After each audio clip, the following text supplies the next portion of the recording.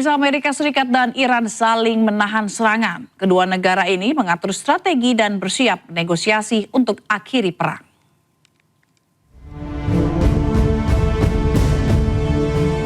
Setelah lebih dari 4 bulan, Amerika Serikat dan Iran kembali menghentikan serangannya. Kedua negara merancang strategi baru. Meski berhenti, namun perang psikologi masih berlanjut. Iran kerap menampilkan perkembangan senjatanya ke media sosial.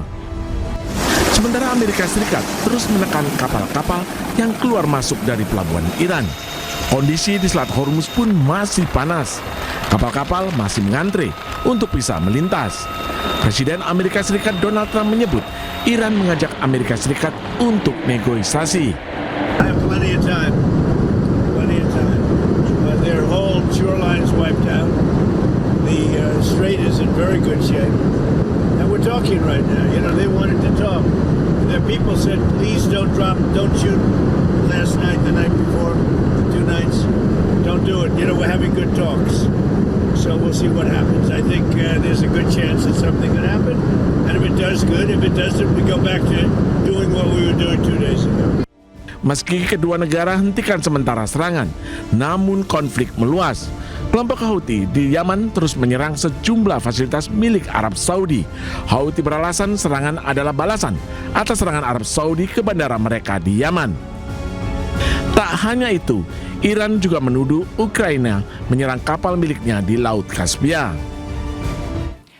Pasukan Pertahanan Israel atau IDF mengklaim hancurkan terowongan Hamas di utara Gaza.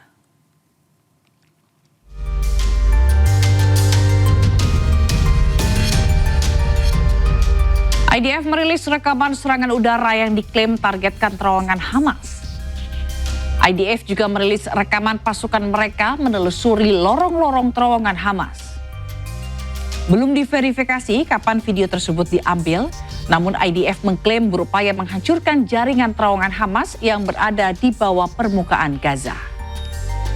Menteri Pertahanan Israel Katz menyatakan militer mereka telah menghancurkan 83% jaringan terowongan Hamas di Gaza.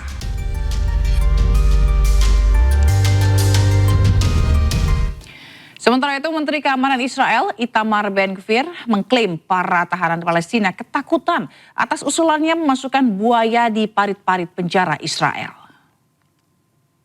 Me, the minister of Pitot, and now the Shabak admits that what I did has reduced the terror attacks.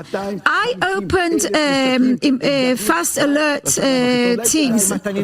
I did a lot. Were you wrong with the crocodiles? Not only was I not wrong, the crocodiles are wetting themselves at night because they're afraid of the crocodiles. They're afraid they will bring crocodiles. How do you know that? What do you mean? Of course I know. Everybody's afraid of crocodiles. You could also put a tiger there and a lion. Absolutely, that's what I want. That is my dream, and that's what I managed to do in my terms of office. That the terrorists will be afraid, and it's very good that they're afraid. Pemirsa, konflik antara Arab Saudi dengan Houthi terus berlanjut. Arab Saudi kembali melancarkan serangan ke Yaman.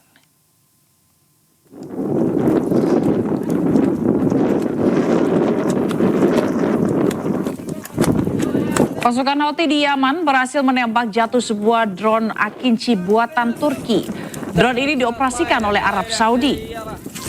Drone jatuh dan terbakar di wilayah padang pasir Yaman. Drone Akinci merupakan pesawat tanpa awak berteknologi tinggi dengan nilai sekitar 20 juta dolar Amerika Serikat.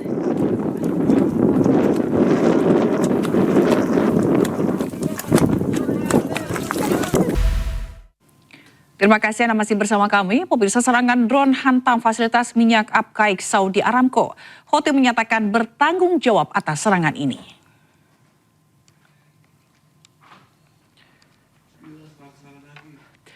Fasilitas pengolahan minyak terbesar di dunia milik Arab Saudi, Aramco di Abqaiq, dihantam drone Senin siang.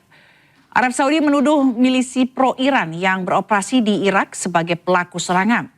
Sementara secara terpisah, Houthi mengklaim bertanggung jawab atas serangan ini. Serangan drone ini memicu kebakaran hebat yang terlihat hingga citra satelit NASA.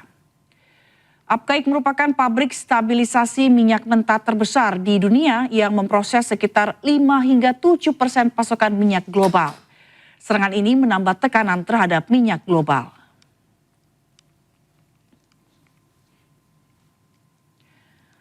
Tak hanya kilang minyak, Houthi juga menyerang terminal Yanbu Selatan milik Arab Saudi. Serangan ini menyebabkan tempat penyimpanan bahan bakar terbakar hebat. Kelompok Houthi Yaman mengklaim telah menyerang terminal Yanbu Selatan milik Arab Saudi yang berada di pesisir Laut Merah. Serangan ini menyebabkan depo bahan bakar di sekitar lokasi terbakar hebat. Serangan ini bagian dari eskalasi serangan Houthi terhadap infrastruktur Saudi di pesisir Laut Merah. Yanbu merupakan titik penting ekspor minyak Arab Saudi. Lokasi ini menjadi jalur alternatif untuk menghindari Selat Hormuz. Arab Saudi masih memiliki terminal Yanbu Utara yang dapat digunakan untuk ekspor. Pemirsa, di tengah jeda serangan, Iran terus perkuat militernya. Kali ini mereka mengembangkan drone Karar bersayap rudal Majid untuk hadapi MQ-9 Reaper AS.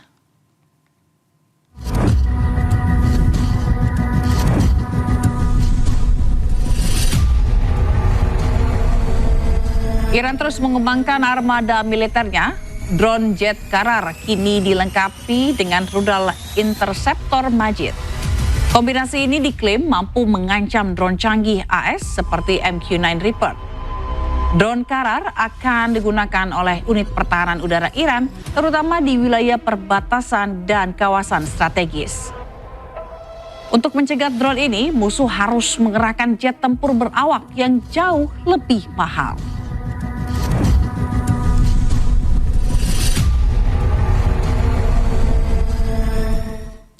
Sementara itu pemirsa, kondisi di Selat Hormuz masih tegang. Sejumlah kapal berlabuh dan menunggu izin Iran untuk lintasi jalur strategis tersebut.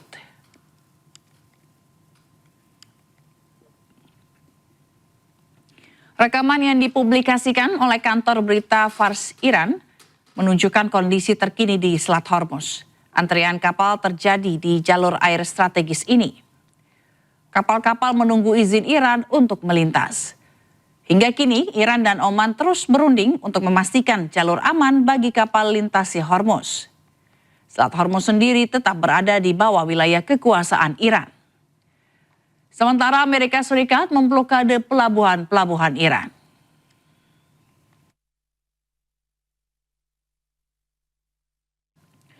Di Klaten, Jawa Tengah, Saiful Effendi, A-News melaporkan. Inilah detik-detik kecelakaan maut di Jalan Raya Malang, Surabaya, tepatnya di Desa Ngerong, Kecamatan Gempol, Kabupaten Pasuruan, Jawa Timur, Senin pagi. Truk trailer mengangkut gelondongan kertas dari arah selatan menuju utara menabrak dua truk, yakni kol diesel dan truk tangki air dan sejumlah pemotor. Kendaraan truk terpental ke jalur berlawanan hingga terguling dan menewaskan 4 orang. Sementara kendaraan truk trailer bisa berhenti usai menabrak rumah di samping jalan raya setempat sejauh ratusan meter dari tempat kejadian. Diduga rem truk trailer blong dalam muatan berat di kondisi jalan menurun. Ya, informasi dari warga sekitar pagi tadi sekitar jam 6 lebih sedikit, kendaraan ini melaju dari arah selatan, trailer ini. Jadi tempat di depan Indofood, Kepulauan 9 itu menghantam kendaraan, sehingga kendaraan yang dihantam itu nyebrang jalan berlawanan arus. Itu juga terjadi kecelakaan. Terus akhirnya Kendaraan ini tetap melaju dari arah selatan ke utara. nabrak ini ya? Ya, nabrak beberapa rumah, akhirnya berhenti setelah nabrak rumah yang terakhir ini. Sopir trailer terjepit di kabin kepala kendaraan truk selama berjam-jam. Tim Basarnas Surabaya diterjunkan untuk mengevakuasi korban.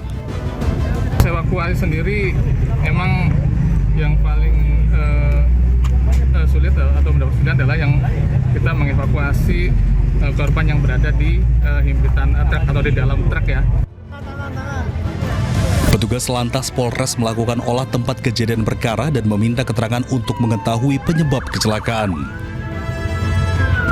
Kita masih dalami, kita nanti dari unit Gakum, kita masih belum bisa ini bisa menyimpulkan. Nanti dari unit Gakum yang akan melaksanakan penyidikan. Sementara itu, arus lalu lintas mengalami kemacetan dan kembali normal setelah satu persatu bangkai kendaraan dievakuasi. Dari Pasuruan, Jawa Timur, Jaka Samudra, iNews melaporkan.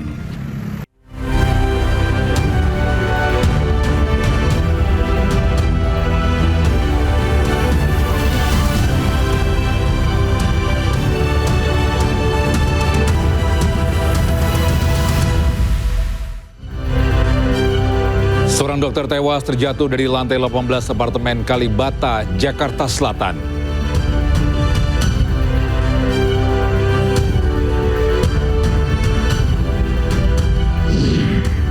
Demi ungkap misteri kematian, polisi bakal bongkar makam Sutrimo, orang terdekat ex Jampitsus Febri Adriansyah.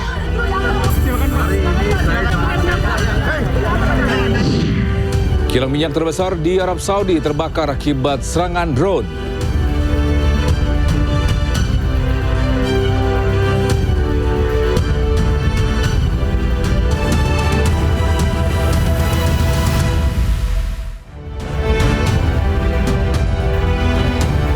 Halo, selamat siang pemirsa, apa kabar Anda hari ini? Senang sekali saya Togi Sinaga kembali hadir menemani Anda dalam iNews Siang. Selain 3 berita utama tadi, iNews Siang juga akan menyuguhkan beragam informasi penting lainnya. Dan iNews Siang hari ini kami awali dari lagi-lagi nekat terobos palang pintu yang sudah tertutup, mobil ditabrak kereta cepat di Bulak Kapal, Bekasi Timur. Pengemudi mobil tewas setelah terseret sejauh 20 meter.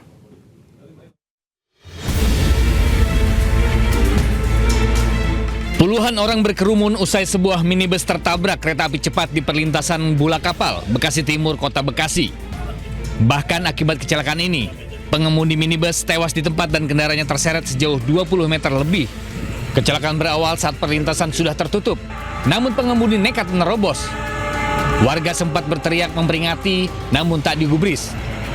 Di saat bersamaan, kereta api cepat datang dari arah Jakarta menuju Cikampek. Hingga kecelakaan tak bisa dihindari.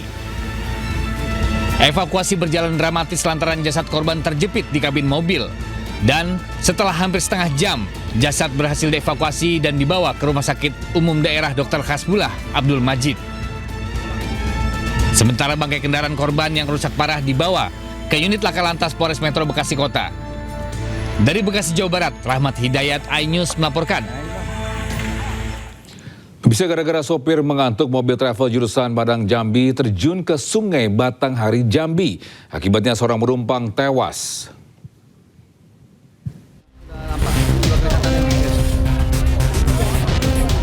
Sebuah mobil travel jurusan Padang Jambi mengalami kecelakaan terjun dan tercebur ke aliran Sungai Batanghari di Desa Benteng Rendah, Jambi, Senin pagi. Proses pencarian dan evakuasi dilakukan secara terpadu oleh Basarnas Jambi bersama BPBD Kabupaten Batanghari, TNI, Polri, serta dibantu masyarakat setempat. Satu orang penumpang meninggal dunia karena terjebak di dalam kendaraan yang tenggelam. Berdasarkan informasi awal, mobil travel membawa 3 orang penumpang, 2 orang berhasil menyelamatkan diri. Dugaan sementara kecelakaan terjadi karena pengemudi kelelahan dan mengantuk hingga hilang kendali saat melintasi kawasan Desa Benteng Rendah.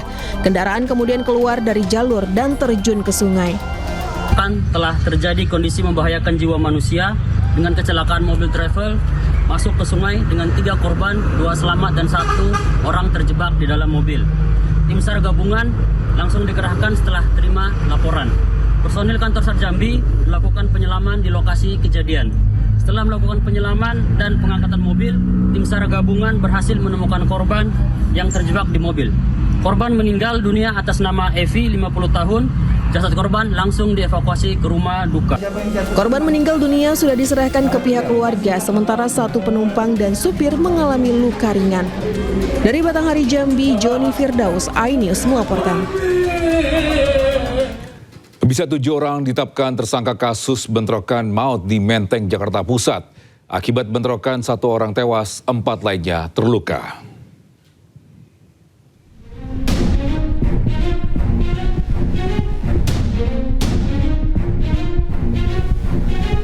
Polda Metro Jaya menetapkan 7 tersangka dalam kasus bentrokan maut antar warga di Jalan Tambak Menteng, Jakarta Pusat Minggu pagi kemarin.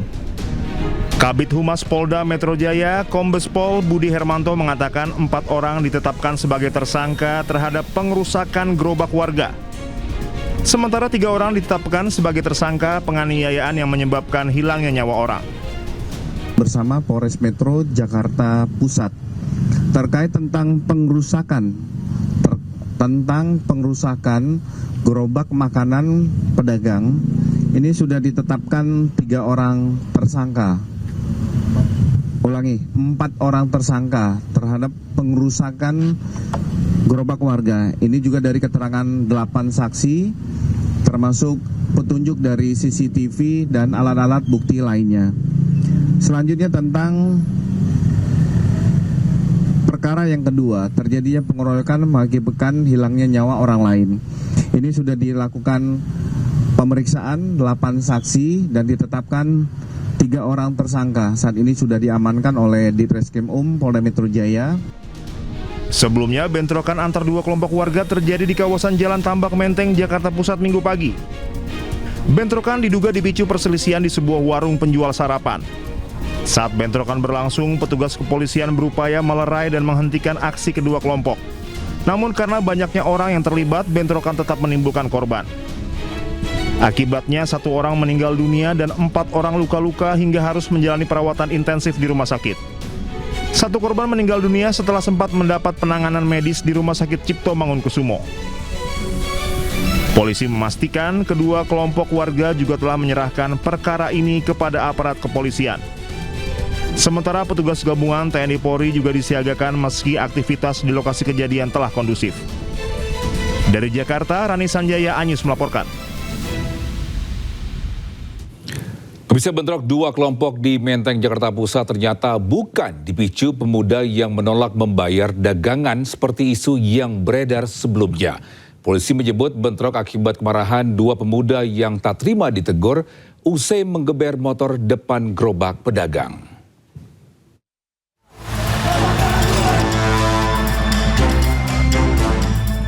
Pasca bentrokan 2 kelompok warga di Menteng, Jakarta Pusat Minggu pagi, kondisi di lokasi saat ini sudah kondusif. Pedagang sudah kembali berjualan seperti sebelumnya. Menurut polisi, sebelum bentrok terjadi Minggu pagi, 2 pemuda penjaga lahan marah usai tak terima ditegur warga karena menggeber sepeda motor di depan lapak penjual nasi uduk. Kedua pemuda kemudian mengajak rekannya merusak gerobak hingga memicu kemarahan dan serangan balasan warga ke lahan yang ditempati kelompok pemuda. Warga sempat membakar bangunan dan 3 motor. Akibat bentrok, seorang korban tewas setelah sempat dilarikan ke rumah sakit, sementara 4 lainnya terluka. Banyaknya warga yang ikut dalam bentrokan sempat membuat polisi kesulitan meredam situasi.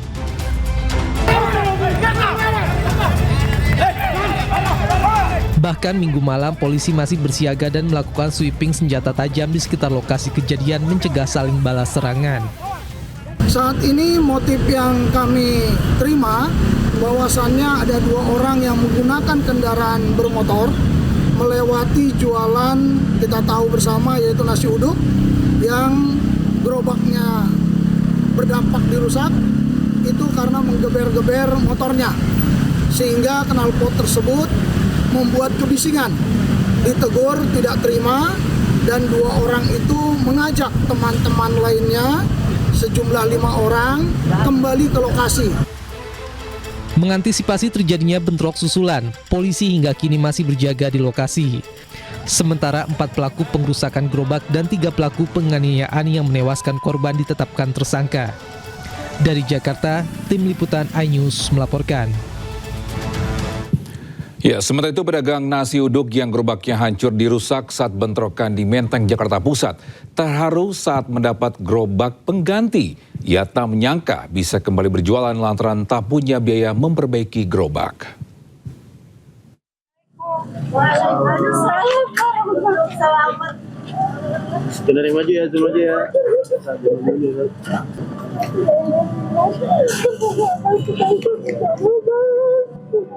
Tangis haru Rita, ibu pedagang nasi uduk ini seketika pecah saat mendapat bantuan gerobak pengganti miliknya yang dirusak saat terjadi bentrokan di Jalan Matraman Dalam, Menteng, Jakarta Pusat hari Minggu lalu.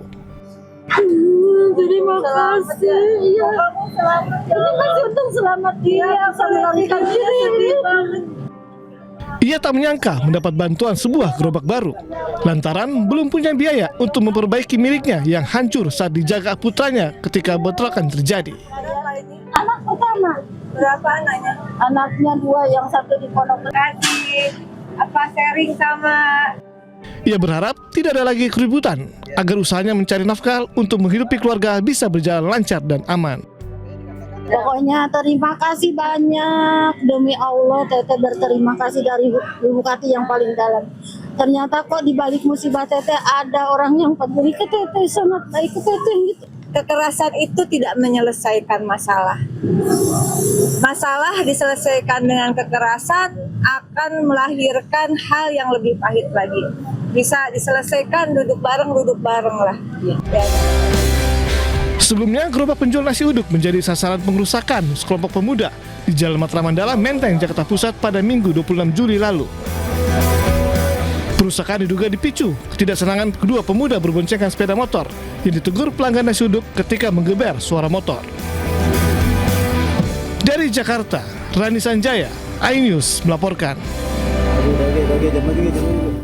Ya, sementara itu Gubernur DKI Jakarta Pramono Anung menyampaikan keprihatinan dan duka mendalam atas bentrokan yang menewaskan seorang warga di Menteng, Jakarta Pusat. Pramono meminta para pelaku bentrokan ditindak tegas.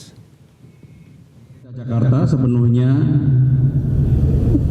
menaruh harapan setinggi mungkin kepada aparat penegak hukum untuk menyelesaikan persoalan ini secara baik-baik, melakukan penyelidikan sesuai dengan ketentuan peraturan perundang-undangan yang berlaku.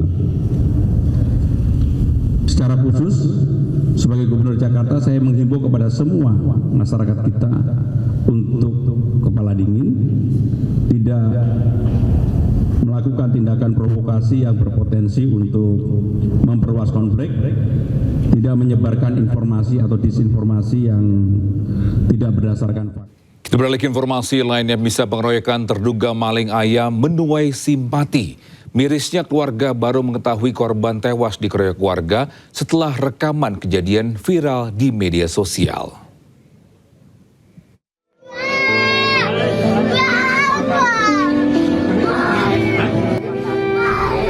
Duka mendalam masih menyelimuti keluarga KD, pria yang tewas dikeroyok massa usai diduga melakukan pencurian ayam di wilayah Juuk, Legita, Padan, Bali, Jumat lalu.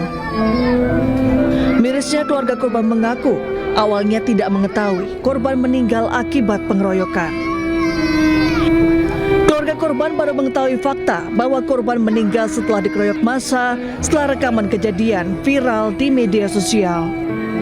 Karena saya kirain ya matinya mati biasa gitu. Artinya dari pihak kepolisian tidak menjelaskan langsung kalau ini korban meninggal karena dikeroyok gitu? Tidak. Nyampe dari rumah itu udah lagi seharinya itu baru kelihatan di medsos ada yang muslim itu dah. Kaget tadinya saya. Awalnya saya menandatangani perdamaian, akhirnya istri almarhum tidak terima dia. Ini itu ya. Kondisi. Ya karena kelihatan kondisinya suaminya itu seperti itu. Kasus menyayat hati ini viral dan mengundang gelombang simpati masyarakat. Sejak Senin pagi, bantuan dari berbagai pihak terus berdatangan di rumah duka KD di Desa Sidatapa, Buleleng, Bali. Termasuk bantuan deposito, sembako, sepeda motor, dukungan pendidikan, dan lain sebagainya. Dari Buleleng, Bali, Indira Ari, iNews melaporkan. Bisa gara-gara jalan licin, sejumlah pengendara motor terjatuh saat melintasi Jalan Inspeksi Kalimalang, Bekasi, Jawa Barat. Kecelakaan dipicu tumpahan material coran dari truk pengangkut. Mantap bang, mantap. Sejumlah pengendara motor terjatuh di Jalan Inspeksi Kalimalang, Desa Jaya Mukti, Cikarang, Kabupaten Bekasi. Diduga mereka terjatuh lantaran jalan licin akibat tumpahan material coran dari kendaraan pengangkut. Selain membahayakan pengendara, debu dari kendaraan pengangkut material juga dikeluhkan warga. Kondisi berlangsung sebulan ini mengganggu aktivitas dan picu gangguan pernapasan. Merasa tak kunjung direspon, warga pun protes dengan pasang spanduk bertuliskan Tegal Danas Darurat Debu. Banyak coran yang pada jatuh, ya akhirnya ya dampaknya kita juga lingkungan jadi motor. Ya terus banyak yang jatuh juga motor-motor juga. Warga berharap pemerintah segera membersihkan jalan dan memperketat pengawasan terhadap kendaraan pengangkut material agar tak lagi membahayakan pengguna jalan. Dari Kabupaten Bekasi, Jawa Barat, Ahmad Jawhari Lutfi, iNews melaporkan. Pemirsa, pengendara motor dan anak perempuannya tewas ditabrak mobil di Cilegon, Banten. Kerasnya bentroan membuat anak korban terpental hingga ke atap bengkel.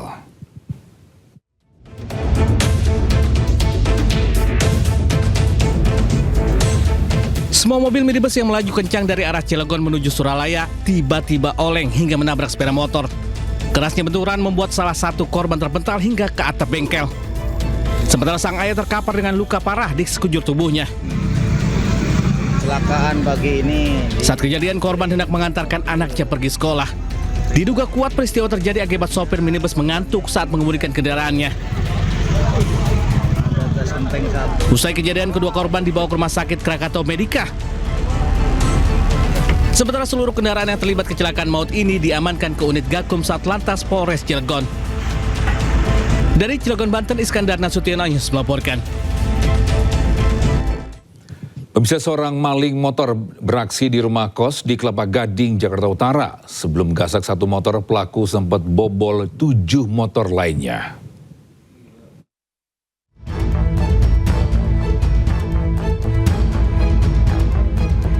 Aksi seorang maling mencuri sebuah sepeda motor di kos-kosan Jalan Kelapa Molek 1 Kelapa Gading, Jakarta Utara pada dini hari terekam kamera pengawas. Suasana yang sepi membuat pelaku leluasa beraksi. Bahkan ketika pelaku sempat menjatuhkan motor curian, penghuni kos-kosan tidak mendengar suara tersebut. Sebelum kabur, pelaku sempat membobol motor lainnya. Sementara korban yang diketahui salah satu rekan dari penghuni kos yang baru saja tiba di Jakarta dari Palembang untuk mencari kerja. Kan dari Palembang, motoran dari rumah ke sini, sebenarnya untuk melanjutin sekolah kan. Karena berhubung saya datangnya maghrib, jadi saya singgah ke tempat teman dulu gitu. Nah, kemarin maghrib datang, malamnya itu saya sempat keluar untuk cari kosan di dekat-dekat Sunter kan. Jam 11:30 saya pulang dan subuhnya hilang. Korban melapor pencurian yang dialaminya ke Polsek Kelapa Gading dan berharap sepeda motornya dapat dikembalikan. Dari Jakarta, Sofyan Firdaus, iNews melaporkan.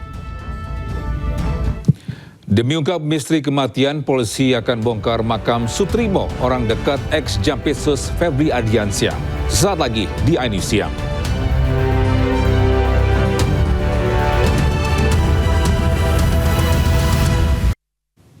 Ya, terima kasih masih bersama kami di iNews Siang. Pemirsa, demi mengungkap misteri kematian, polisi akan membongkar makam Sutrimo, orang dekat ex-Jampitsus Febri Ardiansyah. Polisi telah melakukan olah TKP klinik terbengkalai, tempat korban ditemukan tak sadarkan diri di Kebayoran Baru, Jakarta Selatan.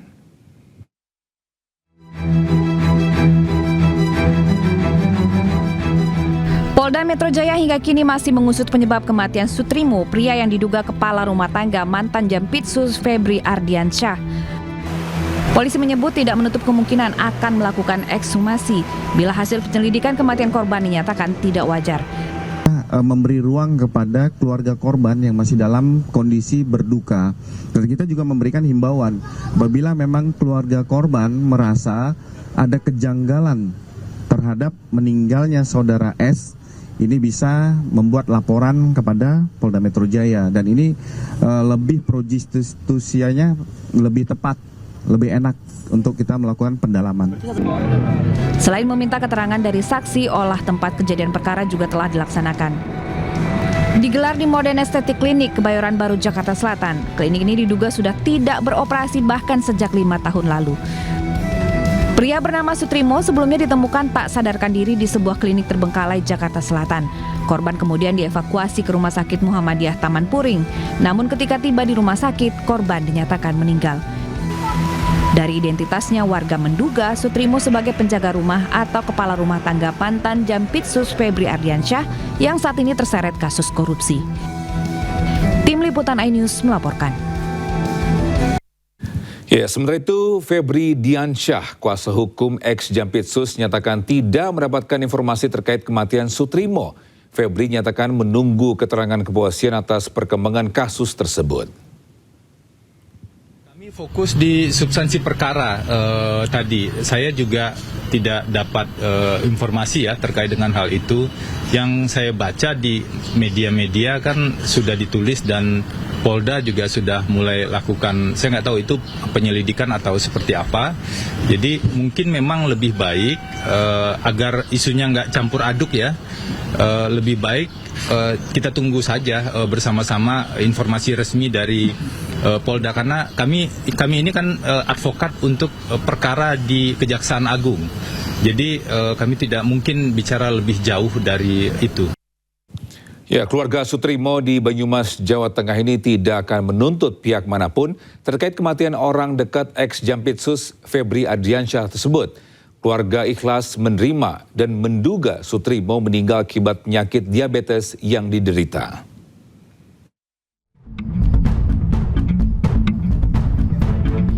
Rasa duka masih menyelimuti keluarga Sutrimo di desa Wilahar Wangon, Banyumas. Meninggalnya duda berusia 42 tahun ini tetap meninggalkan kehilangan. Namun keluarga tidak akan melakukan upaya hukum menerima kematian Sutrimo dengan ikhlas.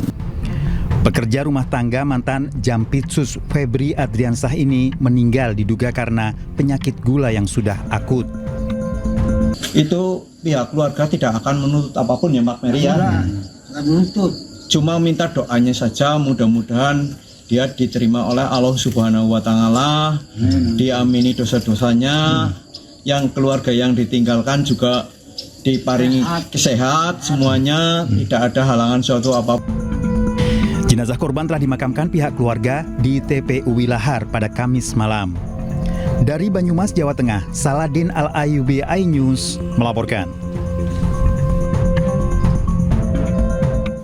Ya, bisa untuk informasi terkini terkait tewasnya orang dekat mantan Jampitsus Febri Ardiansyah, sudah ada jurnalis iNews Indira Utomo di Polda Metro Jaya. Selamat siang Indira, apa sudah ada kepastian polisi akan melakukan ekshumasi untuk kepentingan penyelidikan? Ya, selamat siang Togi dan juga pemirsa. Untuk update dari kasus kematian Karungga ex Jampitsus Febri Ardiansyah, kami awak media di Polda Metro Jaya masih terus menunggu apakah ada informasi lanjutan setelah sebelumnya kemarin memang kepolisian sempat melaksanakan olah TKP tepatnya di Klinik Morden Jakarta Selatan, dan dari pihak kepolisian juga mengatakan bahwa hasil dari olah TKP nanti akan dibeberkan sendiri melalui pihak Kabid Humas Polda Metro Jaya. Dan kemarin dari awak media juga sempat menanyakan apakah ada temuan atau indikasi ditemukannya olah TKP tepatnya di Klinik Morden, namun hal berdasarkan pandangan mata kami di lapangan, untuk barang-barang yang berhasil dibawa keluar dari Klinik Morden ini sendiri ada sejumlah barang, yakni ada kotak hitam, kemudian sejumlah plastik dan juga tikar yang nantinya dibawa ke Puslap 4 untuk diteliti lebih dalam lagi. Dan mengenai kasus kematian ini, pihak dari pengacara Febri Ardiansyah juga mengatakan belum mengetahui lebih lanjut kasus kematian ini dan meminta publik untuk tidak membuat berita hoax begitu dan menunggu hasil putusan dari Kabid Humas Polda Metro Jaya. Dan memang berdasarkan dari security setempat dekat dengan Klinik Morden mengatakan bahwa klinik tersebut memang sudah tidak beroperasi. Dan terakhir beroperasi itu sekitar pada saat pandemi COVID-19. Sementara itu, Togi. Baik, terima kasih Indira Utomo atas informasinya, melaporkan langsung dari Polda Metro Jaya, Jakarta. Selamat bertugas kembali. Bisa jenguk ex-Jampitsus Febri Ardiansyah di rutan KPK, kuasa hukum tegaskan Febri tak mendapat perlakuan khusus sebagai tahanan. Tim kuasa hukum juga menilai masih banyak substansi hukum yang samar, termasuk kepemilikan dan sumber barang bukti yang jumlahnya fantastis. Hari ini saya sudah diperiksa.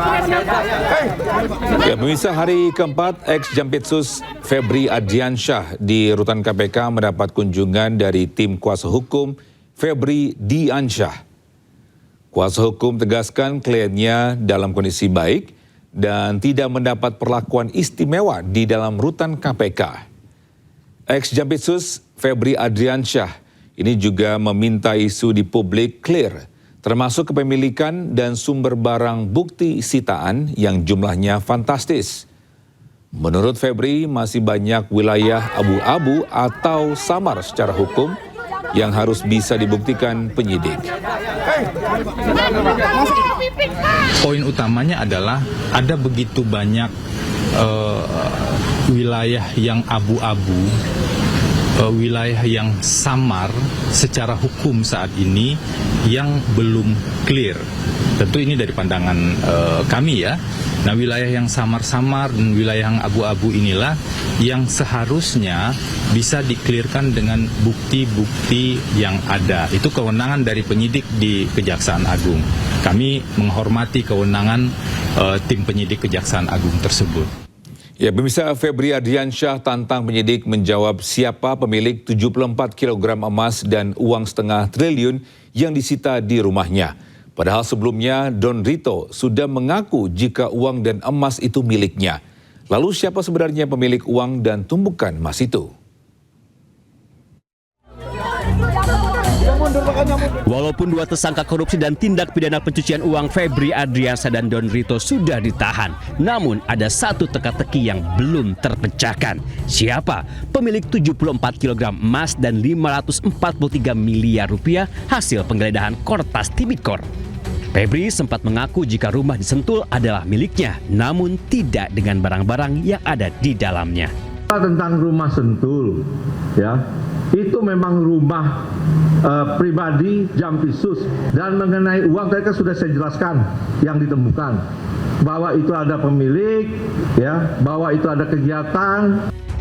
Tiba-tiba saja melalui pengacaranya Don Rito mengaku jika emas dan uang yang disita polisi di rumah Febri adalah miliknya. Yang pasti itu tidak berkaitan dengan Pak Febri. Kedua, yang pasti itu ada pihak yang secara legal menyerahkan. Sepekan kemudian, 24 Juli, Febri Ardiansyah menyusul Don Rito. Penyidik Kejagung menetapkannya sebagai tersangka tindak pidana pencucian uang. Sebelum digelandang ke rutan KPK, Febri sempat melontarkan teka-teki tentang emas dan uang yang disita polisi di rumahnya.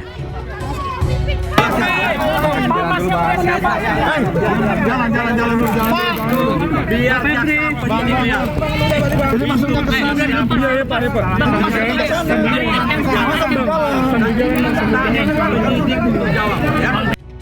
Teka-teki yang dilempar Febri harus dibuktikan oleh penyidik. Ahli hukum pidana menyebut jika uang dan emas di rumah Febri hasil titipan, kemungkinan besar penitipnya adalah pengusaha atau atasan Febri sendiri. Nah, itu kan menjadi pertanyaan, ya, menjadi punya siapa itu? Ya, penyidik bisa membuktikan bahwa itu adalah miliknya, dan kalaupun kemudian dia berargumen bahwa itu dia dititipin, nah pertanyaannya adalah siapa yang berani nitip ke dia? Kan kemungkinannya ada dua, yang berhubungan secara struktural birokrasi gitu ya kan, artinya atasannya atau temennya satu eselon, sama-sama eselon 1 gitu ya kan, bisa seperti itu kan, atau orang lain yang punya hubungan bisnis dengan dia. Kini si pelempar teka-teki sudah dipenjara dengan tudingan tindak pidana pencucian uang atau TPPU. Sementara tim Sembilan Kejagung tidak menjelaskan lebih detail kasus TPPU yang dilakukan mantan jaksanya itu. Tim Liputan iNews melaporkan. Pusat pemilihan rutan KPK sebagai tempat penahanan ex-Jampitsus Febri Ardiansyah dinilai tepat. Pakar hukum pidana menyebut rutan KPK dapat menjauhkan Febri dari berbagai intervensi. Jalan. Pak Febri, Setelah 10 jam jalani pemeriksaan, tim 9 Kejagung menetapkan mantan Jampitsus Febri Ardiansah sebagai tersangka korupsi dan tindak pidana pencucian uang. Tanpa menunggu esok, Kejagung langsung menahan Febri di rumah tahanan Gedung Merah Putih KPK.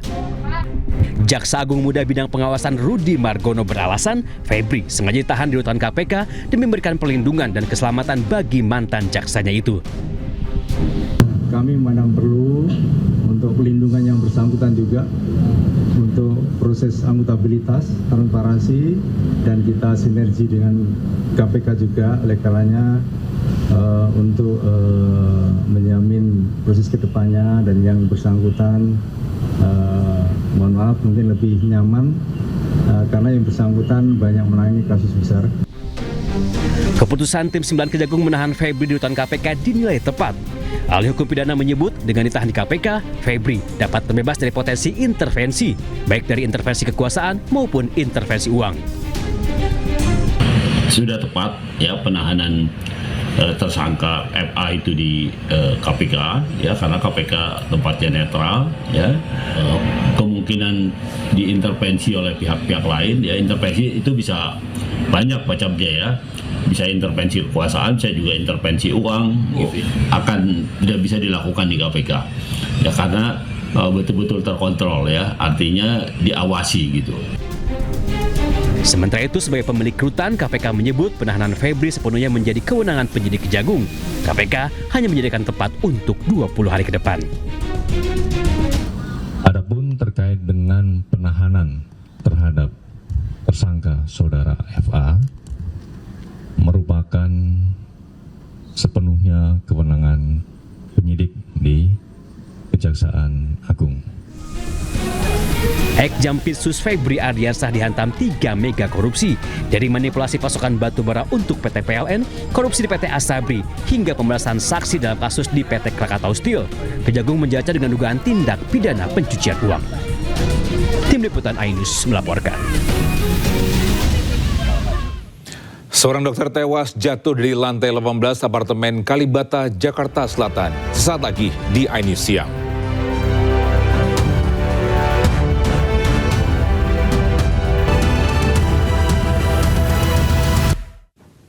Ya, bisa kabar duka kembali datang dari dunia kedokteran. Diduga akibat tekanan pekerjaan, seorang dokter muda tewas di apartemen Kalibata, Jakarta Selatan. Korban terjatuh dari lantai 18 dan jasadnya tersangkut di lantai 2 apartemen.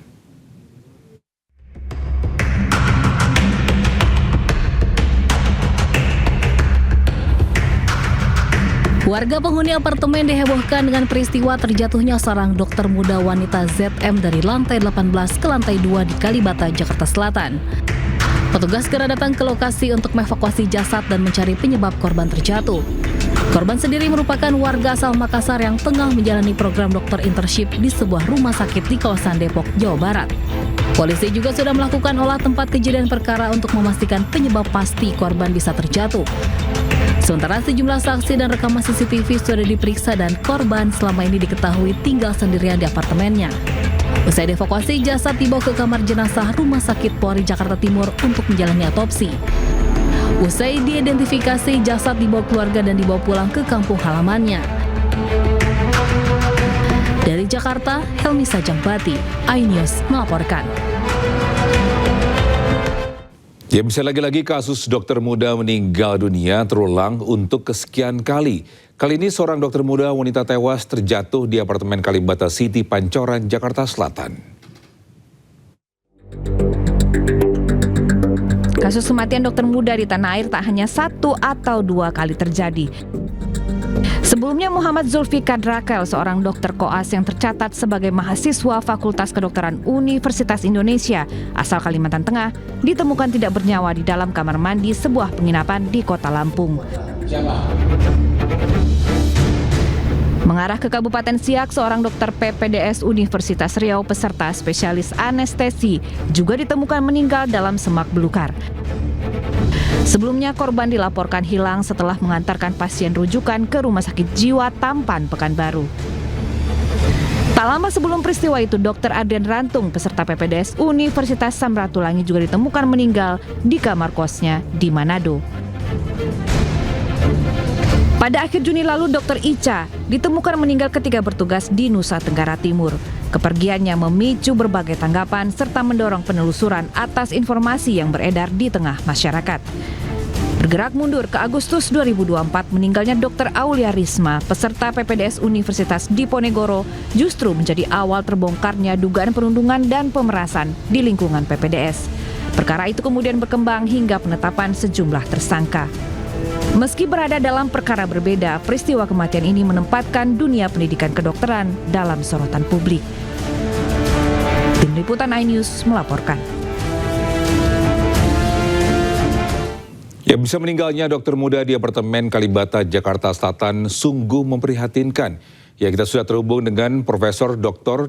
Yudi Mulyana Hidayat, SPOG, dari Majelis Guru Besar Kedokteran Indonesia. Selamat siang, dokter. Selamat siang, Pak Ugi.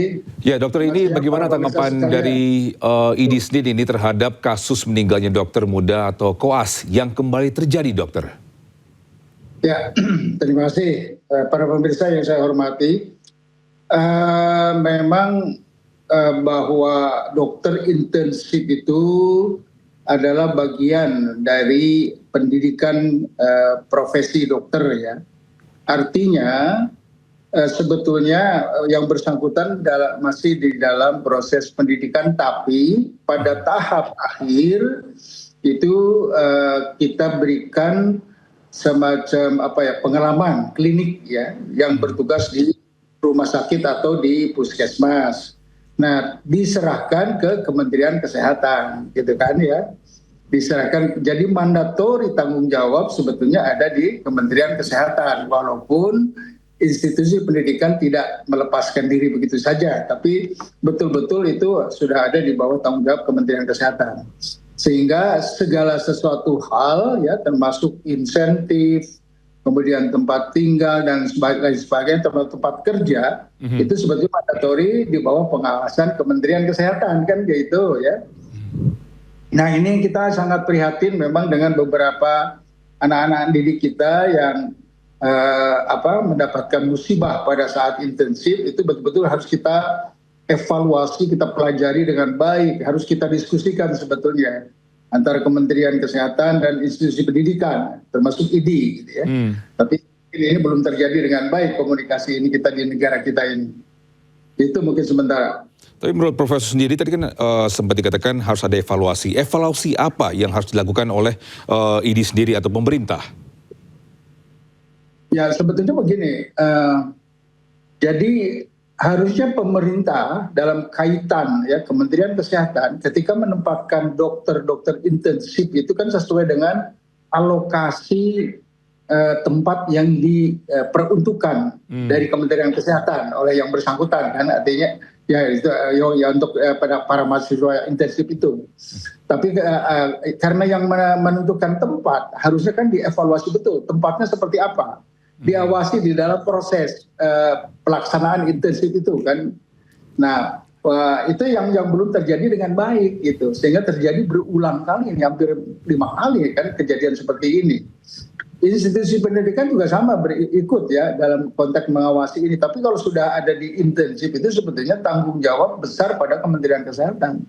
Nah, kami dari Majelis Guru Besar Kedokteran Indonesia ini sangat prihatin ya, komunikasi di antara ini belum terjadi dengan baik gitu. Kita harus evaluasi betul, termasuk dengan organisasi profesi.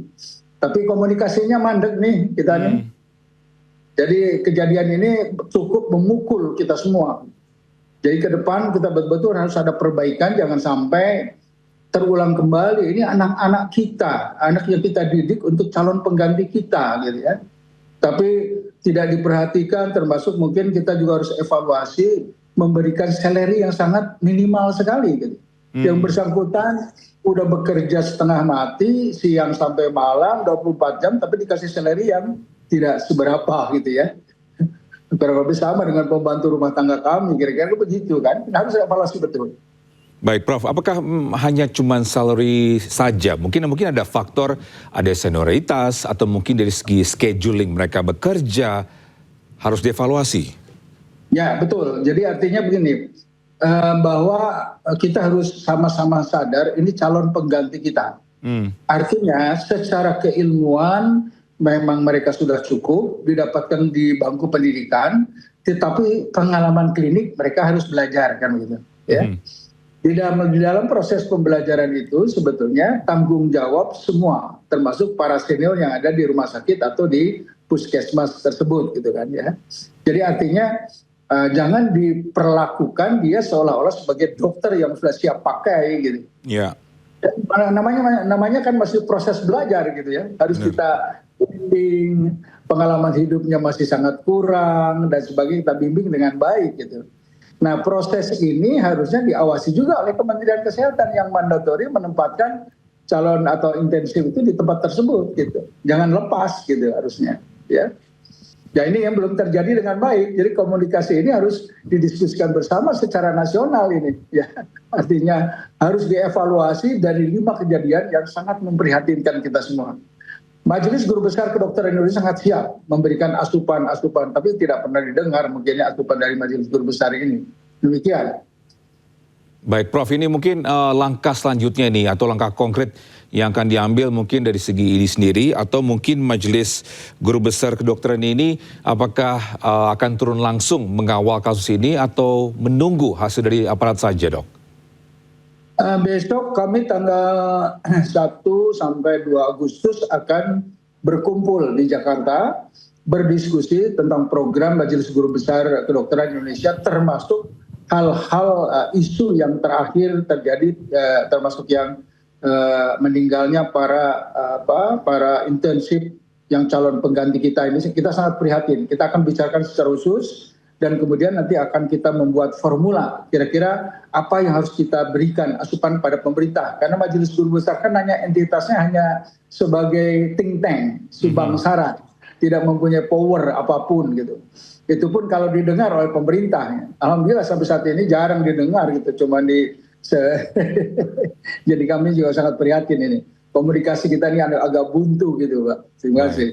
Baik, terima kasih Profesor Dr. Yudi Mulyana Hidayat selaku Majelis Guru Besar Kedokteran atas insight-nya. Nanti kita akan mantau terus untuk perkembangannya. Yang kita berharap tidak ada lagi kasus-kasus ke depannya untuk calon dokter muda ini, Dok, ya. Betul. Terima kasih. Mudah-mudahan tidak terjadi lagi.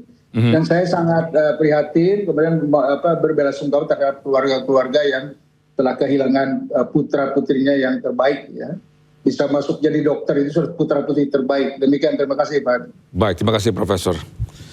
Baik, bisa ini bersih-bersih tata kelola makan bergizi gratis. Ini Kepala Badan Gizi Nasional Sudaryono memecat 200 lebih pegawai non-ASN termasuk tenaga ahli. Badan Gizi Nasional juga menutup permanen 800-an dapur MBG yang melakukan pelanggaran.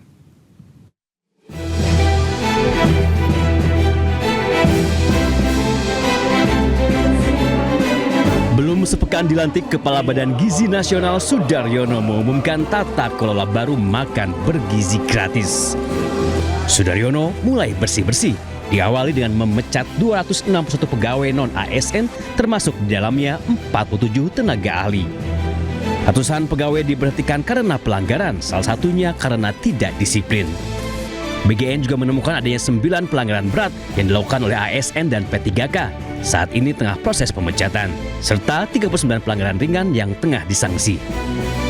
Tidak hanya itu, 833 dapur MBG di berbagai wilayah Indonesia ditutup permanen dan tidak akan dibayar karena melakukan pelanggaran. Dengan total sebagaimana di layar 833. Dapur yang disuspend secara permanen ini itu bukan kayak yang lalu, misalnya dulu kan disuspend tapi tetap dibayar. Kalau ini udah suspend, tutup, nggak dibayar. Ini betul-betul adalah suspend karena pelanggaran. Sebagai bentuk transparansi tata kelola, publik kini bisa ikut terlibat mengawasi MBG dengan mengakses dan melaporkan melalui sistem yang akan diumumkan pekan depan. Siapapun kini bisa mengetahui jumlah dapur di kecamatan melalui sistem. Bahkan masyarakat bisa melaporkan SPPG yang meminta fee atau melakukan manipulasi harga bahan makanan. Badan Gizi Nasional ancam pecat kepala SPPG dan menutup dapur jika terbukti. Dari Jakarta, Tim Liputan iNews melaporkan. Pemirsa, Destri Damayanti menjadi PJS Gubernur Bank Indonesia menggantikan Peri Warjio yang mundur dari jabatannya.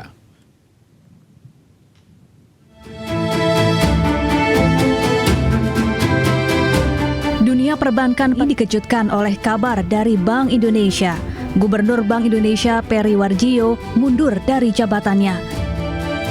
Pengumuman mundurnya Peri disampaikan oleh Menteri Sekretaris Negara Prasetyo Hadi. Peri mundur karena alasan pribadi. Posisi Peri sementara digantikan oleh Deputi Gubernur Bank Indonesia Destri Damayanti. Hari ini akan kami tindak lanjuti berkenaan dengan surat pengunduran diri tersebut, karena sesuai mekanisme maka akan diterbitkanlah keputusan Presiden berkaitan dengan pemberhentian beliau secara hormat dari jabatan sebagai Gubernur Bank Indonesia. Untuk selanjutnya, sesuai dengan Undang-Undang Bank Indonesia, jabatan Gubernur Bank Indonesia akan secara otomatis dijabat oleh Deputi Gubernur Senior yang selanjutnya akan menjalankan seluruh tugas sebagai pejabat gubernur sementara. Peri menjabat sebagai Gubernur Bank Indonesia sejak tahun 2018.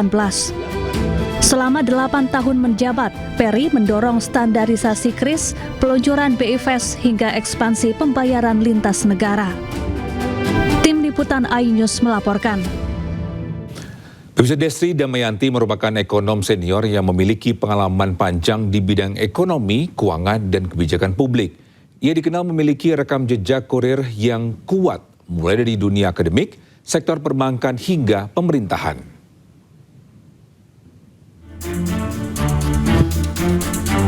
Ya, Destri meraih gelar Master of Science dari bidang Regional Science, Cornell University, New York, Amerika Serikat.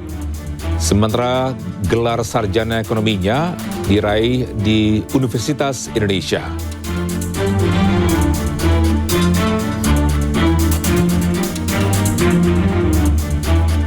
Ya, sejak 2019 atau selama 2 periode, Destri Damayanti dipercaya menjadi Deputi Gubernur Senior Bank Indonesia.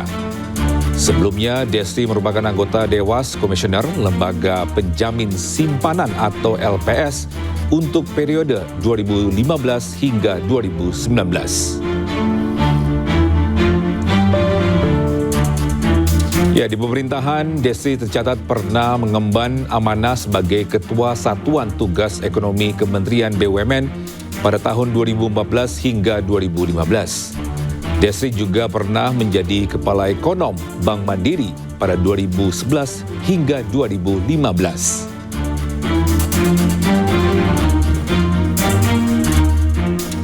Ya, pada tahun 2005 hingga 2006, Destri pernah menjadi peneliti dan dosen di Fakultas Ekonomi UI.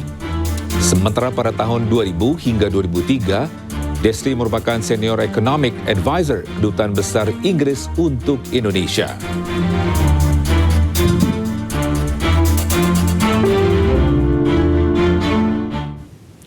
Bisa desakan mundur untuk Gubernur BI Peri Warjio maksud kami, ini pernah disuarakan anggota Komisi 11 DPR RI Primus Yustisio melalui Mei lalu. Desakan ini muncul karena pelemahan nilai tukar rupiah terhadap dolar yang menyentuh level 17.600. Kami di IKU inflasi itu yang measurable dan kemudian melemahnya nilai tukar rupiah terhadap dolar Amerika di level 17.618 Mei lalu membuat anggota DPR ramai-ramai mencecar Gubernur Bank Indonesia Peri Warjio. Kenapa itu masih dipertahankan? Bahkan anggota Komisi 11 dari fraksi Partai Amanat Nasional Primus Yustisio dengan lantang mendesak Peri mundur dari jabatannya. Bank Indonesia saat ini sudah menghilangkan trust. Bank Indonesia sudah menyampingkan kredibilitasnya. Dan Anda sebagai pimpinan Bank Indonesia, sebagai tokoh utamanya, harus gentleman, Pak. Harus berani melawan. Ada apa ini? Kenapa ini? Pak Ferry yang saya hormati, kadang Pak, kalau kita mengambil tindakan gentleman itu bukan penghinaan, Pak. Saya berikan contoh, mungkin saatnya sekarang Bapak mengundurkan diri. Yang miserable-nya. Tanya Primus, Haris Turino, anggota Komisi 11 dari fraksi PDIP juga menyoroti fenomena psikologis di tengah masyarakat seiring pelebahan tersebut. Kita tahu bahwa tadi teman-teman mengatakan kursinya sudah 17.600. Bahkan muncul ejekan kalau 17.845 maka Indonesia merdeka katanya. 17.845. Semua instrumen yang dimiliki BI sudah dilakukan. Tetapi why? Kenapa rupiah tetap berlanjut mengalami depresiasi? Sementara Perry saat itu optimis nilai tukar rupiah akan kembali normal pada Juli hingga Agustus. Average year to date rupiah sekarang adalah 16.900 sekian. Wah, berarti kan di atas nih. Tapi yang kita bicarakan average tahunan. Dan kalau Pak Andreas coba dilihat dari tahun ke tahun, rupiah itu memang umumnya dalam tekanan April, Mei, Juni. Karena demandnya tinggi. Tapi dia Juli, Agustus akan menguat. Perry pun menyebut bahwa sebenarnya rupiah masih berada dalam kondisi stabil. Ia yakin rupiah di tahun ini bisa mencapai nilai tukar rata-rata yang ditargetkan, yakni 16.200 hingga 16.800 per dolar Amerika Serikat. Tim Liputan iNews melaporkan. Ya, bisa selanjutnya nih siang akan dibawakan oleh Fazila Harunista. Selamat siang Zila. Selamat siang Togi. Dan informasi apa di segmen selanjutnya nih? Iya Togi dan juga pemirsa, selanjutnya ada informasi mengenai hilang diduga diculik. Bayi berusia 8 bulan ternyata dijual ayah kandungnya kepada suku anak dalam. Informasi selengkapnya sesaat lagi, tetaplah bersama kami.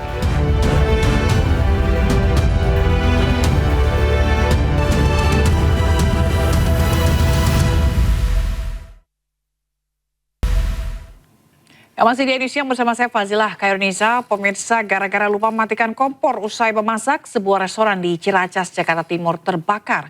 Pekerja restoran panik menyelamatkan barang.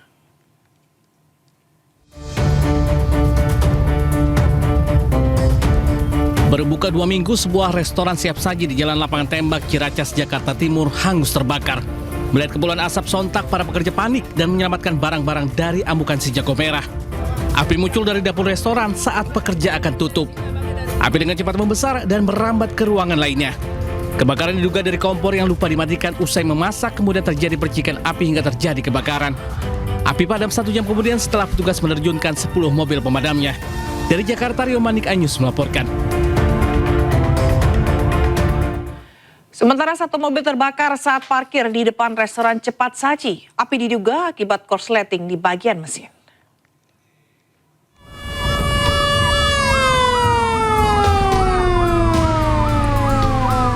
Api dengan cepat membesar dari bagian kap mesin saat 1 mobil terbakar di parkiran restoran cepat saji di Jalan Ahmad Yani, Padang Barat, Kota Padang. Pengemudi mobil cepat menyelamatkan diri saat mengetahui mobilnya terbakar. Api mulai terlihat saat mobil baru saja masuk dan akan parkir.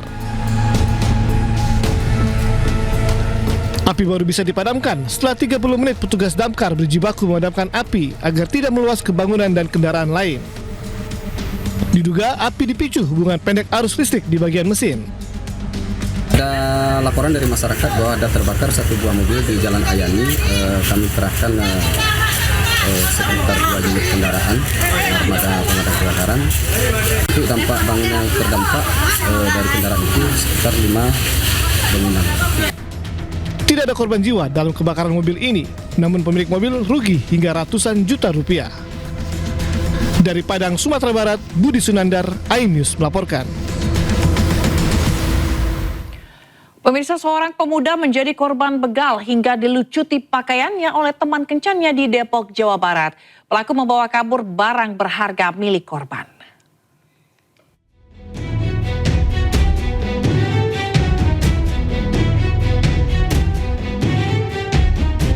Dalam rekaman CCTV terlihat seorang pemuda korban begal berteriak dan berupaya mengejar pelaku. Korban sempat dilucuti pakaiannya hingga ditinggalkan pelaku di salah satu kawasan di Depok, Jawa Barat. Korban sebelumnya mengenal pelaku melalui aplikasi kencan sesama jenis. Namun saat berjanjian untuk kencan, pelaku ternyata datang bersama teman komplotannya hingga membegal korban usai diajak ke tempat sepi. Tak berselang lama, polisi berhasil meringkus kawanan pelaku. 3 pelaku dihadiahi timah panas saat berupaya melarikan diri. Kini kawanan pelaku ditahan di Mapolres Depok. Polisi akan melakukan pengembangan untuk mengungkap dugaan masih ada korban lainnya. Dari Depok, Jawa Barat, Iyung Rizky, A-News melaporkan. Seorang siswi SD di Sidoarjo, Jawa Timur nyaris diculik dan dirampok seorang wanita saat pulang sekolah. Korban berhasil kabur saat dijanjikan akan diantar pulang dengan sepeda motornya. Bocah perempuan 9 tahun ini mengaku nyaris menjadi korban penculikan dan perampokan saat pulang sekolah. Ia mengaku disapa wanita tidak dikenal yang mengajaknya pulang bersama menggunakan sepeda motor. Siswi kelas 3 sekolah dasar ini juga mengaku perhiasan yang nyaris diambil wanita tersebut. Korban dan temannya berhasil kabur saat diikuti pelaku sepanjang perjalanan pulang ke rumah. Ya, nanti saya ambilkan antingnya sama sekalian ngukur baju.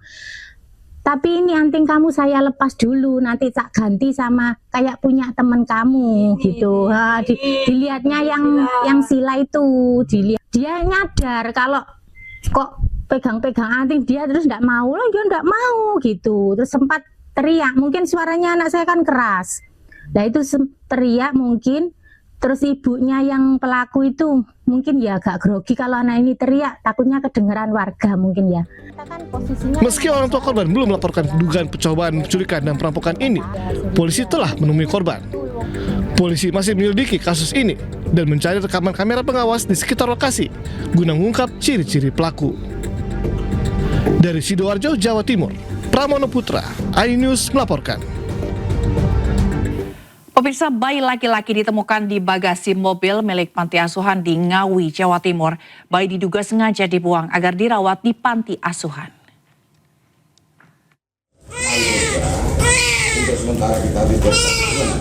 Bayi laki-laki ini ditemukan oleh pengurus panti asuhan Bina Insani, Desa Beran, Ngawi, tergeletak di bagasi mobil operasional panti yang terparkir di halaman. Saat ditemukan, bayi berbobot 2,7 kg tersebut hanya beralaskan plastik. Diduga hanya selang beberapa jam dilahirkan. Awalnya, pihak panti menjelang subuh mendengar tangisan bayi dari mobil operasional. Kami mendengarkan tangisan bayi, cuma oek gitu. Saya cari belum ada. Terus saya masuk, ada tangisan lagi, oek saya keluar.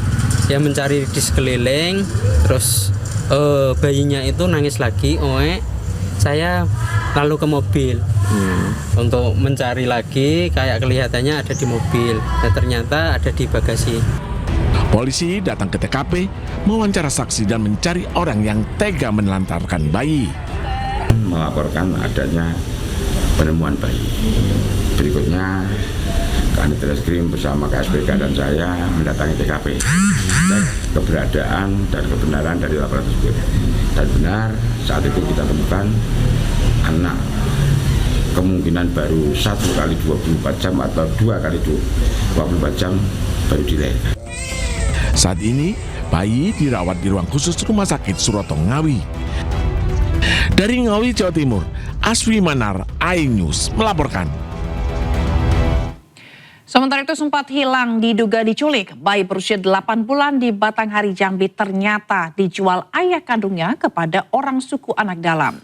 Bayi dijual seharga 20 juta rupiah sejak awal Juli lalu.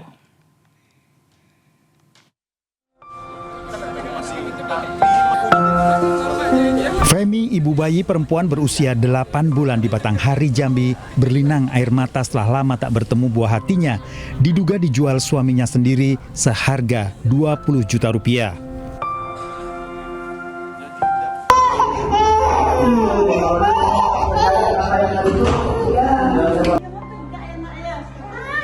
Korban dijual kepada warga suku Anak Dalam atau orang rimba awal Juli lalu di Desa Malapar, Muara Bulian. Pelaku kerap melakukan KDRT dan mengancam serta meminta anaknya diserahkan padanya. Sang bayi sempat dibawa ke rumah aman UPTD Perlindungan Perempuan dan Anak PPA untuk menjalani observasi, namun diduga bayi diculik sekelompok orang.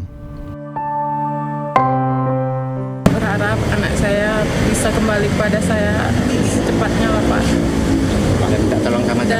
Dan pelaku segera dihukum dengan seberat-beratnya.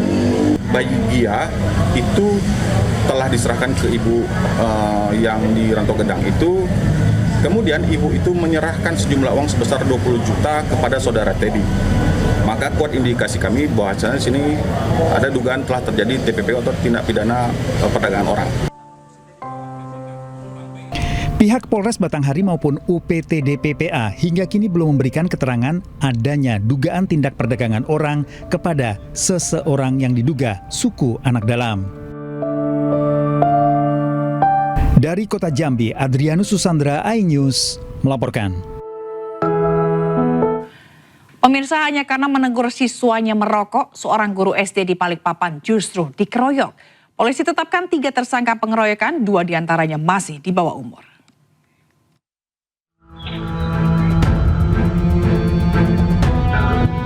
Seorang guru SD di negeri Balikpapan Timur menjadi korban pengeroyokan setelah menegur seorang siswa SMA yang merokok.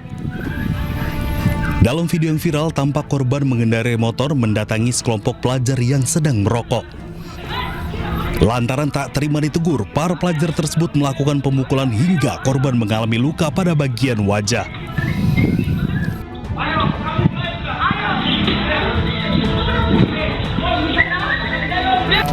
Pasca kejadian, Polsek Balikpapan Timur menetapkan 3 tersangka, yaitu 1 orang dewasa dan 2 orang berstatus anak berhadapan dengan hukum atau ABH. Menetapkan 3 orang tersangka, terdiri dari 1 orang dewasa, inisial JS, dan 2 orang ABH. Untuk yang dewasa sudah kami lakukan penahanan. Polisi telah menahan 1 orang tersangka dewasa, sementara 2 orang berstatus anak berhadapan dengan hukum masih dalam pemeriksaan. Dari Balikpapan, Kalimantan Timur, Ardi Wirya, iNews melaporkan. Kantor Urusan Agama Kecamatan Kesambi, Cirebon, Jawa Barat disatroni maling. Sebanyak 177 belangko buku nikah dilaporkan hilang. Kantor Urusan Agama di Kecamatan Kesambi, Kota Cirebon, Jawa Barat disantroni maling. Bukan uang ataupun barang elektronik, pencuri justru menggasak belangko buku nikah sebanyak 177 paket yang tersimpan di sebuah laci di ruang kepala kantor. Selain mengambil dokumen penting, pelaku juga merusak pintu samping kiri kantor serta membobol laci tempat penyimpanan belangko. Dari hasil pemeriksaan awal, pelaku diduga masuk melalui pintu samping kantor dengan cara mencongkel. Kasus tersebut pertama kali diketahui oleh petugas kebersihan kantor yang menemukan kantor tak terkunci. Kayaknya kan panik tuh ya, langsung masuk, lihat komputer masih utuh. Makanya saya nelpon sama Pak Ajis nih, atasan saya nelpon. Nah, kata Pak Ajisnya, cek ruangan yang lain, ruangan lain udah aman, kata saya itu. Terus saya suruh buka ruang Pak Kepala, ya saya buka, dorong lihat di situ lacinya udah kebuka, nggak ada buku nikah. Kasus pencurian masih dalam penyelidikan Polres Cirebon Kota. Jembatan putus diterjang banjir bandang, anak-anak bertaruh nyawa demi berangkat ke sekolah. Informasi selengkapnya sesaat lagi, tetaplah di iNews Siang.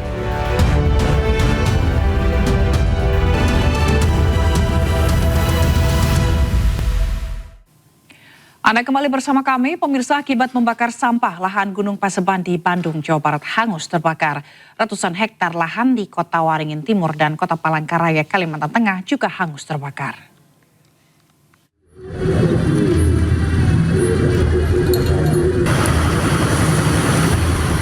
Lahan Gunung Paseban, Desa Jelegong, Kecamatan Kutawaringin, Kabupaten Bandung, Jawa Barat terbakar.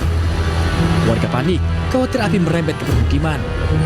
Banyaknya rumput kering membuat api cepat membesar. Tugas kerahkan 6 unit damkar untuk padamkan api. Kebakaran diduga akibat warga membakar sampah. Polisi pun masih menyelidiki penyebab kebakaran. Kebakaran lahan juga terjadi di Jalan Hiu Putih Lanjutan, Kecamatan Jekan Raya, Kota Palangkaraya, Kalimantan Tengah. Kobaran api dengan cepat menjalar di atas lahan gambut kering dan menghanguskan setidaknya 6 hektar lahan. Tim penanggulangan kebakaran hutan dan lahan diterjunkan ke lokasi untuk memadamkan api. Kebakaran hutan dan lahan di Kota Palangkaraya terus meningkat seiring berlangsungnya musim kemarau. Tercatat 109 titik kebakaran yang menghanguskan lebih dari 54 hektar lahan. Sementara di Kabupaten Kota Waringin Timur, kebakaran hutan dan lahan kian meluas. Kebakaran lahan gambut ini terjadi hampir setiap hari di sejumlah kecamatan. Petugas berjibaku melokalisir api agar tidak merembet. Total kebakaran hutan dan lahan mencapai 176 hektar tersebar di 17 kecamatan. Saat ini Kabupaten Kota Waringin Timur berstatus siaga karhutla. Tim Liputan, News melaporkan. Terpapar debu dari pabrik kapur, ratusan warga di Padalarang, Bandung, Jawa Barat alami gangguan pernapasan hingga gatal-gatal. Warga pun antri untuk periksa kesehatan massal.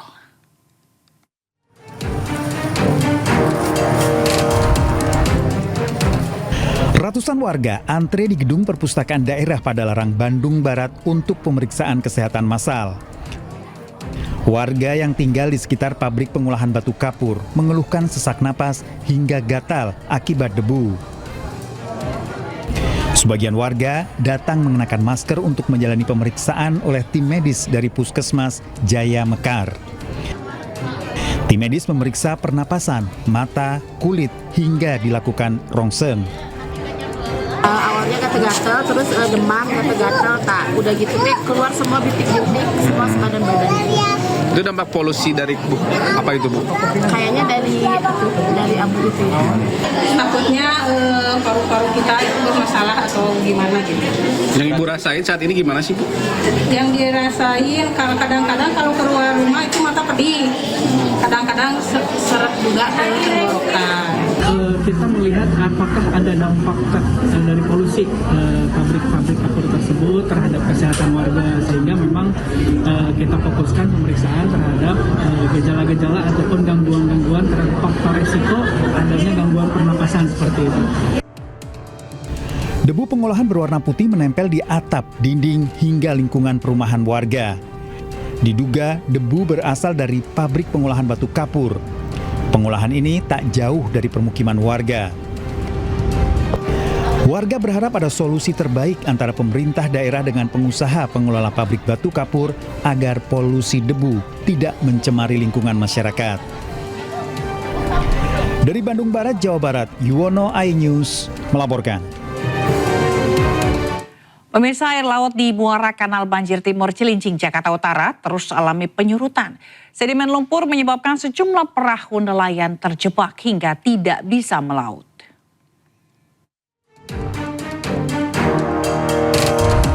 Gambaran udara yang memperlihatkan air di Muara Kanal Banjir Timur yang berada di permukiman nelayan Marunda Kepu, Cilincing, Jakarta Utara surut hingga nampak sedimen lumpur.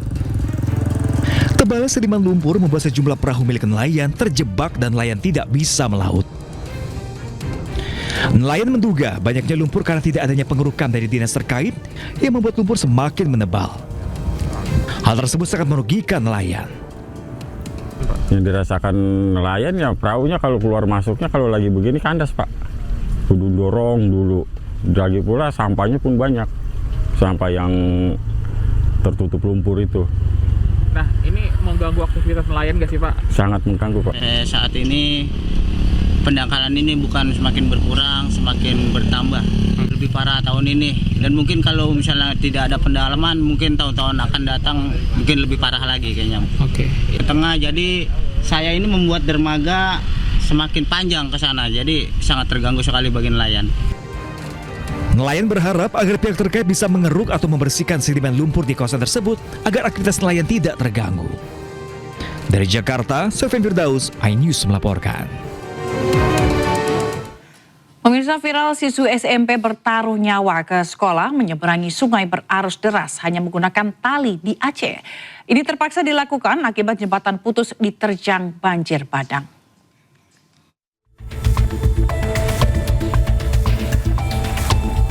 Sebuah video memperlihatkan seorang siswi sekolah menengah pertama nekat menyeberangi sungai berarus deras hanya dengan menggunakan seutas tali di Aceh. Video ini pun mendadak viral di media sosial. Aksi berbahaya ini merupakan cerminan kondisi memprihatinkan yang harus dihadapi oleh warga dan para pelajar di Desa Pendawi, Kabupaten Gayo Lues, Aceh. Akibat jembatan utama putus diterjang banjir bandang pada November 2025, jembatan hanyut serta badan jalan amblas membuat total 6 desa mengalami isolasi total selama berbulan-bulan.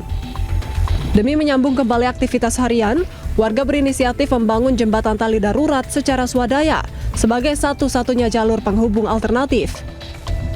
Kondisi ini memaksa anak-anak mempertaruhkan keselamatan demi bisa berangkat sekolah. Dari Gayo, Aceh, Ainus melaporkan.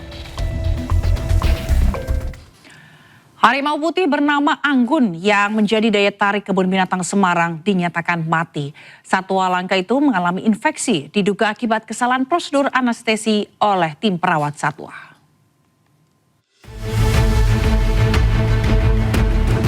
Seekor satwa langka harimau putih bernama Anggun milik kebun binatang Semarang ini terekam amatir saat sekarat hingga mati dan viral. Akibatnya, kematian satwa ikon kebun binatang Semarang ini menjadi pukulan bagi pemerintah kota Semarang.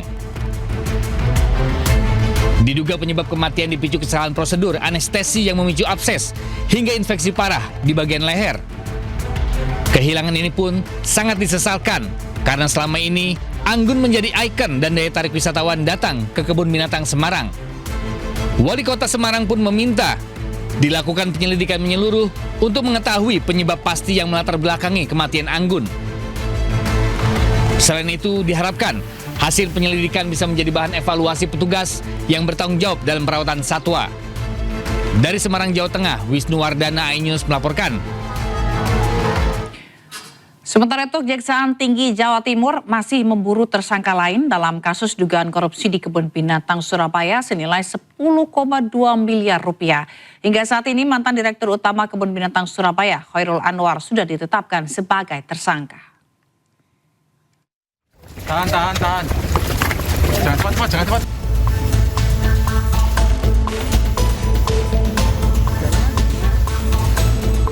Tak hanya manusia, hewan juga menjadi korban korupsi di Indonesia. Salah satunya adalah kasus korupsi di Kebun Binatang Surabaya.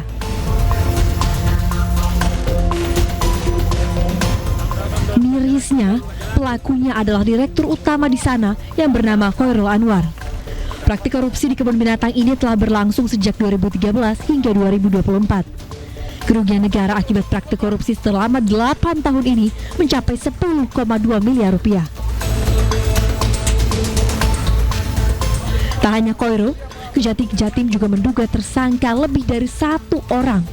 Kejati Jatim pun buka suara terkait alasan pengungkapan kasus yang memakan waktu cukup lama. Korupsi itu dimanapun tidak ada yang berdiri sendiri, pasti ada hal yang lain atau pihak lain.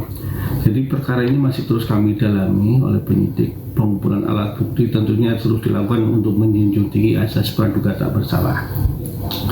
Selanjutnya mengenai kemungkinan adanya keterlibatan dari pihak lain, tentu kami masih menunggu fakta dari hasil penyelidikan tim yang dalam ini kalau ditemukan adanya cukup bukti maka tentu kami lakukan pengembangan. Karena perkara ini terlalu lama ya, 8 tahun 2016 sampai 2024 itu dalam hal penghitungan tim penyidik butuhkan waktu mencari alat bukti kan panjang, rentang waktunya 8 tahun itu.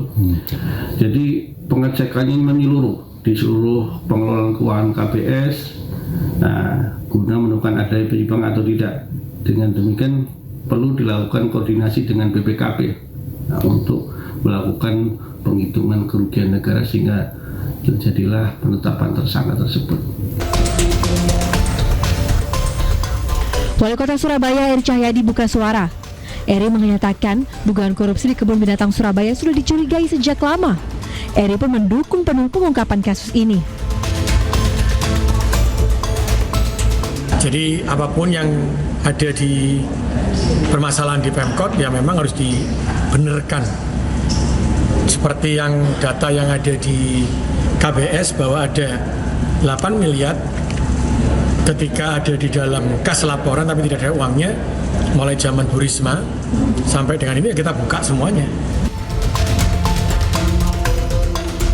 Kasus korupsi dana operasional Kebun Binatang Surabaya berhasil terungkap usai adanya laporan dari masyarakat pada tahun lalu. Dari hasil penyelidikan sementara, korupsi diduga dilakukan mulai dari biaya pakan satwa hingga anggaran sarana dan prasarana. Kejati pun menegaskan akan menindak siapapun yang terlibat sesuai dengan hukum yang berlaku.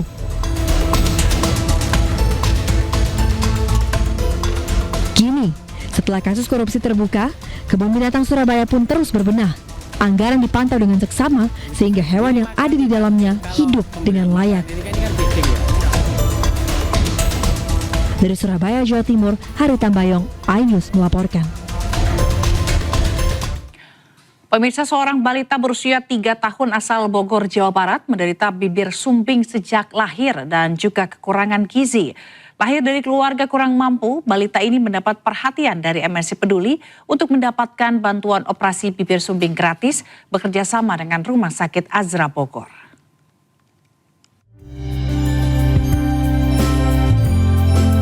Inilah Danya, balita usia 3 tahun yang menderita bibir sumbing sejak lahir.